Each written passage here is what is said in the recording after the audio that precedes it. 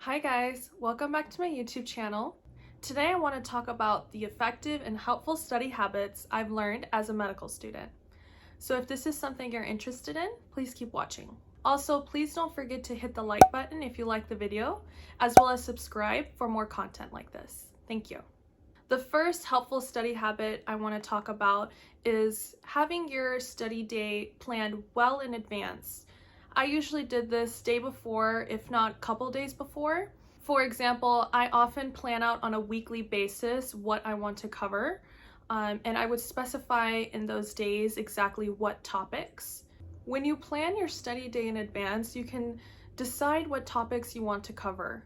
And for my weaker topics, I would cover longer. For example, pharmacology is always something I struggled in a little bit, so I would spend more time on pharmacology. But pathology and physiology came pretty quickly to me, so I would review those fairly faster compared to pharmacology. Also, when you go ahead and schedule the topics you want to cover in advance, make sure you're realistic with it. Like for me, for example, I always gave myself a little extra time for pharmacology. Other topics I probably reviewed a lot faster. So again, be realistic with the schedule, and don't worry if you feel like you gave yourself less time. You can always go ahead and schedule in more time later. Okay, the second helpful study habit that I've learned is that it's good to change up your surrounding. And what I mean by this is sometimes it's good to stick at home and study, at your apartment, or other times it's better to go to a Starbucks, study there, go to your school library, change it up if you can. And I know with the pandemic, it might be a lot harder to change up your study area as you'd like, but if your school library is open and you are following social distancing, I think it's a great idea to change up your study area from your apartment to the school library and just getting studying done that way.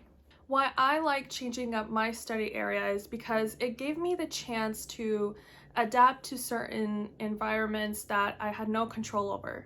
For example, let's say I went to a Starbucks and I decided to study there. You can't control the environment in Starbucks. People come and go, there's noise, there's gonna be people sitting next to you or, asking you questions.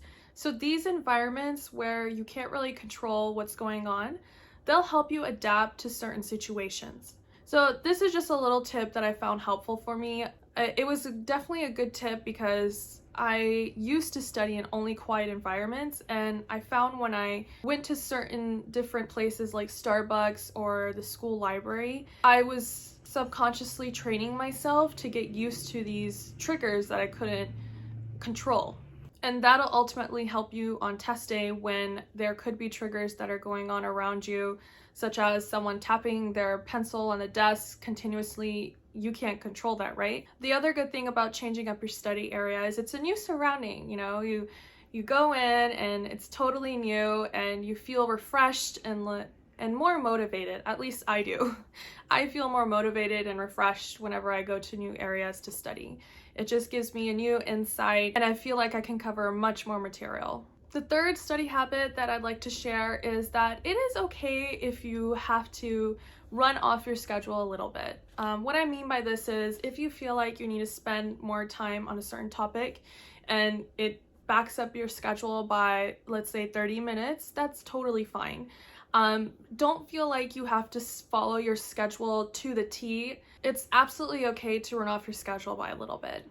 Now, adding on to this, I also want to say that if it is a concept, a really high yield concept that you need to know for sure, and you're still having difficulty understanding it fully, I would suggest what's worked for me is that I would go ahead and take a break from that, and I would either move on to the next topic I wanted to review, or I would just stop and take a little break, walk around.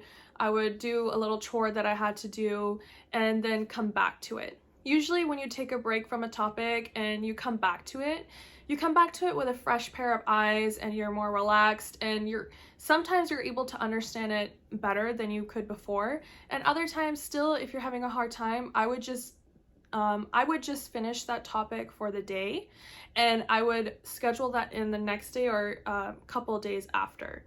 And usually that worked for me.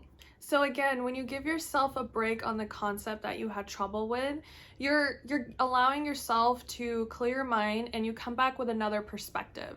And that's usually all that you need in order to understand that concept. Also, it'll help you from overthinking. And when you overthink, you often confuse yourself. So I highly suggest, if you're having trouble with a particular concept or subject, take a break, take a breather, do something else, and then come back to it with a fresh pair of eyes and new perspective. You will understand it a lot better compared to before and a lot faster. Okay, this study habit is probably the best study habit that I've learned from my medical school journey. And that is that practice questions are the best resource out there. Practice questions allow you to, again, stimulate an exam, and they allow you to assess exactly where you're strong in and where you're weak in. I used practice questions throughout my medical school, and I absolutely highly suggest starting from your first year. And you can start with for example, Kaplan or Amboss, whichever one you like, and then obviously go into UWorld once your dedicated comes around. But practice questions will help you understand how certain questions will be asked on your medical school exams. They'll get you used to answering questions a certain way, and they'll also get used to how to read questions. For example, for me, I read the question first, so the last line of the question, and then I'll read the whole vignette and the question again, and then I'll pick the answer choices. So that method is the best. It's the best one that's worked for me. It's most time efficient for me, and I'm able to get to the correct answer. So again, practice questions are definitely the best tool for medical students. They help you assess exactly where you are and how much information you're retaining and remembering. And I also want to say, now that I think about it actually, during my undergrad, I know studying in undergrad is completely different from studying in med school, at least it is for me. I did also use practice questions when I was in my organic chem class. Doing practice questions in my organic chem class, I found that the best way for me to be successful in that class. And I know some of my classmates would take time to read the book, they would take time to read the class PowerPoints, and don't get me wrong, that works for other subjects as well. But for organic chem, a subject like that, you want to do as many practice questions you can so you get used to answering those style questions. Because organic chem is not like other science subjects. It's completely different, so you have to find a method that works for you in that subject. And that's how I felt in medical school. Once I entered medical school, I realized that how I was studying in undergrad wasn't necessarily how I would study in medical school. So through trial and error, I learned again that practice problems are the best way to go in medical school. The next study habit that I want to talk about is a study habit for visual learners. So if you're a visual learner like me, I highly suggest using flowcharts. I love using flowcharts. In flowcharts, you can connect so many different subjects together. For example, let's start with the physiology. So we can start with physiology, then we can go into the pathology, and then we can go into even pharmacology. So you see, in one flowchart, you can connect at least 3 subjects. And once you're able to do more flowcharts like this, it'll help you understand and bring all the subjects together and make it more cohesive. So if you're a visual learner like me, especially if you like Sketchy Micro and Sketchy Farm, I highly recommend making your own flowcharts. The next study habit that I want to talk about is repetition, repetition, repetition. And repetition can be done in a couple different ways. I'll share exactly what I did for repetition. The first thing I did for repetition, I would often quiz myself out loud on certain topics. Let's say if I wanted to quiz myself on the pathology of heart failure. So I would quiz myself on this concept, and I would do it multiple times a day just to make sure I completely understand what is going on in heart failure. Another way to do repetition is to make Anki cards. Anki is one of my favorite resources as a medical student. I use it all the time, and it has definitely helped me in both medical school as well as on my Step 1 exam. So I highly recommend looking into Anki, and Anki is amazing, especially if you use it every day. It helps you remember concepts in an efficient way. Also, if you don't like Anki, or you've tried it and you don't like it, another one I could recommend is Quizlet. I use Quizlet often in undergrad, and I enjoyed Quizlet as well. Basically, the thing is that you want to have something that you're able to review every day. It's that repetition that'll help you. So the next study habit that I want to talk about is finding study methods that work for you. I touched on this a little bit earlier. For example, how I told you that in undergrad, I realized that my study habits were different compared to how I am in medical school. So you want to find what works for you. For example, in undergrad, I wrote down more notes than I do in medical school. In medical school, I find that the best way for me to learn is listening to lecture and also going in and doing my own flowcharts for concepts. And another thing I do is I annotate my first aid with lecture notes that I feel are very important. So I very rarely write, and if I do, it's more flowcharts and annotating my first aid. And that's what I've found has worked for me as a medical student. So again, the best methods that I've found that work for me are listening to lectures and also going back and listening to the recorded lectures. I find that listening to the lecture is one of the best ways for me, and then making flowcharts and annotating first aid, as well as Anki, like I mentioned earlier.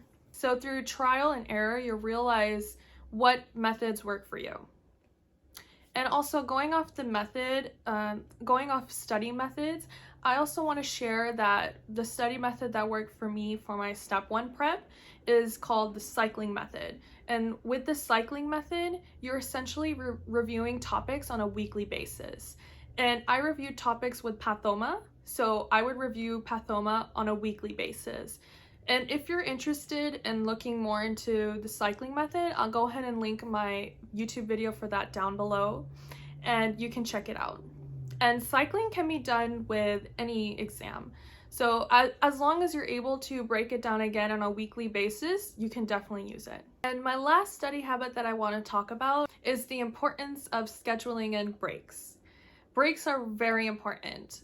When you schedule in a break, it allows you to clear your mind, do something else, something more fun.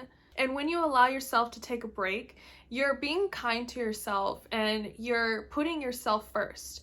And this does many things. It boosts your mood, it boosts your energy, and you feel much more better.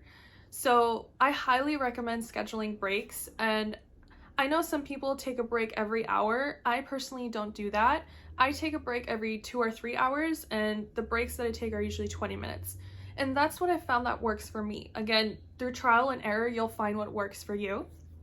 But I do highly recommend scheduling in breaks. For me personally, I found breaks give me that peace of mind, that clarity that I need, and then I go in with a fresh mind when I start my studying again.